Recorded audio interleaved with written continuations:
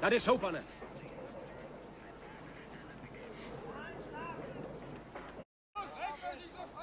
Fajn.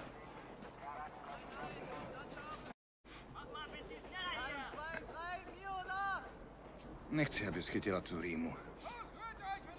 Jak se jmenuješ? Helena Hiršová. Cože? Helena Hiršová. Neslyším tě. Helena Hiršová.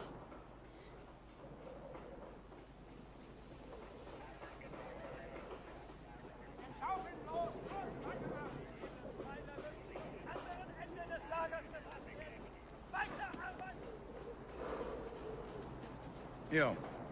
Předělejte to, není to bezpečné. Do práce! Celé znova. Předělejte to, nebo to potom spadne. Říká, že základy jsou špatně, že se musí předělat. Já jí říkám, že to budou bráky a ne Hotel Evropa. Zasraná židácká architektka. Ty krávo blbá. Herr komandant, ty základy se musí kompletně celé zrušit a předělat. Pokud ne, tak na tom vzdálenějším konci si to minimálně sedne a potom to spadne. Jste architektka? Ano. Jmenuji se Diana Reiterová a studovala jsem stavební inženýrství na škole v Miláně. A vzdělaná židovka, jako Karel Marx.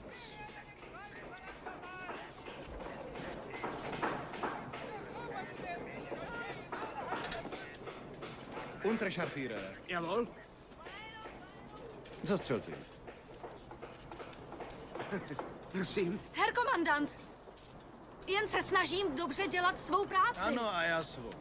Ale pane, je to stavební mistr. Nebudeme se s těmi lidmi dohadovat. Dobře.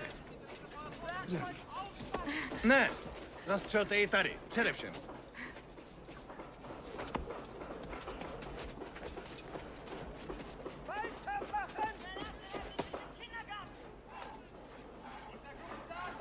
To tu stavbu nezachrání. Jistě máte pravdu.